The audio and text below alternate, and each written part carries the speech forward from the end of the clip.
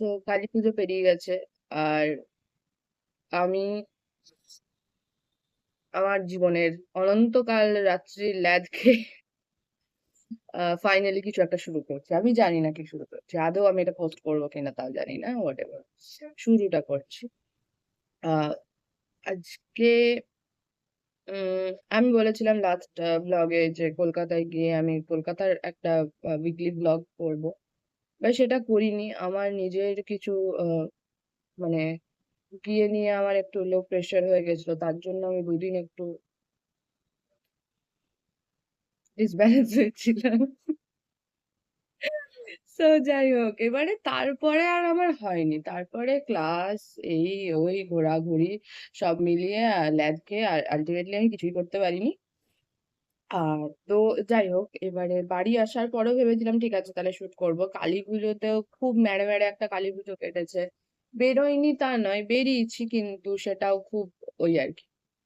ওই রাত্রেবেলা বাবা একবার নিয়ে গেল।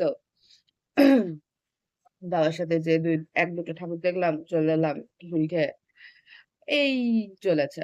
আর ২য় কথা হচ্ছে যে আমি অ্যাকচুয়ালি যেটা করছি যে বাড়ি আসার পর থেকে আমি সকাল বেলায় বেশ সুন্দর, সুন্দর ব্রেকফাস্ট বানাচ্ছি। আমার অ্যাকচুয়ালি ব্রেকফাস্ট জিনিসটাই মানে ভালো লাগে কিন্তু ওই রোজ মুড়ি, রুটি খেতে আমার ঠিক ইয়ে ওই আরকি গায়ে জ্বর হয়। আজকেও মা বলছিল, "একটু রুটি আছে খা।" ল্যাদ লাগলো। আ কে খাবে? রুটি খাবো না। তো যাই হোক, এবারে আমি সকালে ব্রেকফাস্টটা অ্যাকচুয়ালি নিজে বানাতে পছন্দ করি।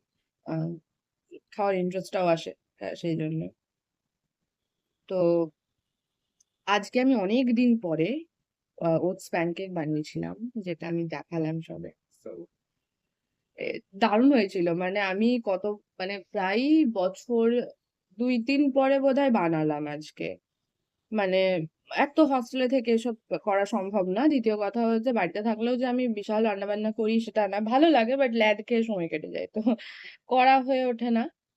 উম তো সেটাই আরকি। আমি রিসেন্টলি আ সকালবেলা বেশ উঠে ব্রেকফাস্ট বানাচ্ছি।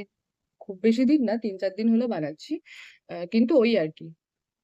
এই যে উঠছি এটাই আমার জন্য অনেক। মানে সকালবেলা আমি অবাক হয়ে যাই। লোকজন কিভাবে সকালবেলা উঠে জিম চলে গেল, এটা করছে, ওটা করছে, লম্ফ-জম্ফ আমি পারিই না। আমার সকালবেলা উঠে ২ ঘন্টা সময় লাগে প্রসেস হতে যেটা সকাল। আমাকে গোটা দিনটা কাটাতে হবে। মানে এই প্রসেসিং টা করতে, করতেই আমার ২ ঘন্টা বেরিয়ে যায়। তারপরে তো রান্নাঘরে যাওয়া, জিনিসপত্র বার করা, বানানো, খাওয়া এসব আছে।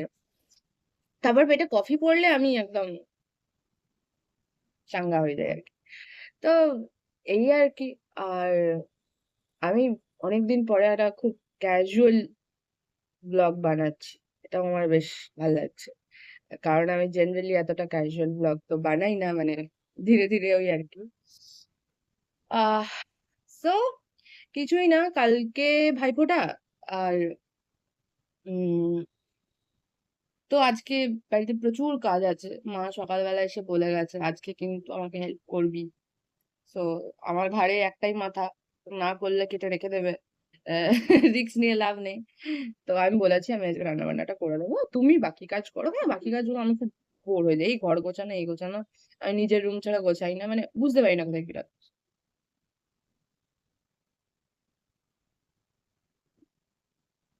এবার আসি। কি বলবো? কিছু বলার নেই আমার। আমি শুধুই বলে দিলাম এবার আসি। তো এই আরকি। কেমন একটু সবকিছু বড্ড ম্যাড়ম্যাড়ে হয়ে যাচ্ছে। আমার কাছে তো এরকম মনে হয় যে সাধারণ দিনগুলো অনেক বেশি হ্যাপেনিং আ রাদার কোনো আ উৎসবের দিনের থেকে। কারণ উৎসবের দিন হলে না সেটা খুব আমি জানি না এটা আমার হয় বলতে বছর ২ ধরে হচ্ছে। এই বছর তো একদম মানে খুব বাজে রকমভাবে হচ্ছে। দুর্গাপুজোতেও তাই হলো, লক্ষ্মী পুজোতেও তাই হলো, কালী পুজোতেও তাই হলো। মানে পুজো বাসা এলে না আমার ভেতরটা কেমন একটা সেই অস্থির, অস্থির লাগে। আমার খুব দম বন্ধ লাগে।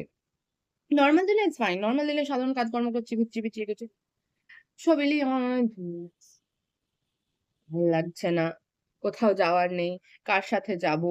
কোথাও ঘোরার নেই, এই সেই। তারপরে এই এধারে পুলিশ ওধারে পুলিশ, গাড়ি নিয়েও খুব একটা স্বচ্ছন্দে বেরোনো যায় না। তো সেসব নিয়ে আর কি আমার কেন জানি না উৎসব, আমি এটা আমার ব্যক্তিগত ভাবে পুজো পাশার সময়টা আমি আর আগের মতো এনজয় করতে পারি না। এটাই। এবার দুঃখের পাঁচালী না গেয়ে ভালো কথা বলি, কি বলবো, সেটা হচ্ছে শীতকাল আসছে আসছে, রাত্রেবেলা ঠান্ডা লাগছে এবং আমি গুছিয়ে ঠান্ডা লাগিয়ে ফেলেছি অলরেডি। এটা প্রত্যেকবারের ট্রেডিশন, শীত পড়ার আগে আমার একটা গুছিয়ে ঠান্ডা লাগবে। মানে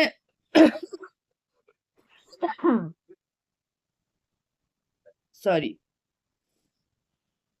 সো যেটা বলছিলাম সেটা হচ্ছে ঠান্ডা লেগে গেছে।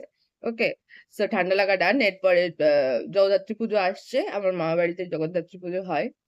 তো আমরা যাব, আর হচ্ছে গিয়ে প্রচুর মজা করব। ঘট আনতে যাওয়া থেকে বিসর্জন অব্দি সবকিছুতে পার্টিসিপেট করব। তারপরে আরো ঠান্ডা লাগাবো জোর কদমে। তারপর একটা জ্বর হোক, তার একটা গুছিয়ে জ্বর হোক।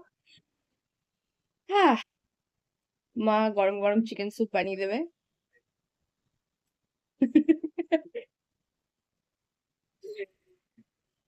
জীবনে মানে কি বলবো, আহ মানুষের যে জিনিসগুলোতে আনন্দ পাওয়া উচিত, বা মানুষ যে জিনিসগুলোতে আনন্দ পায়, আমার ঠিক তার উল্টো জিনিসে আনন্দ হয়। আমার বেশ ভাল লাগে, কিন্তু জ্বর হলে আমার অসাধারণ লাগে, সিরিয়াসলি বলছি। মানে সার্কাসমের মতো শোনাচ্ছে, বাট আমার জ্বর হলে ফাটাফাটি লাগে।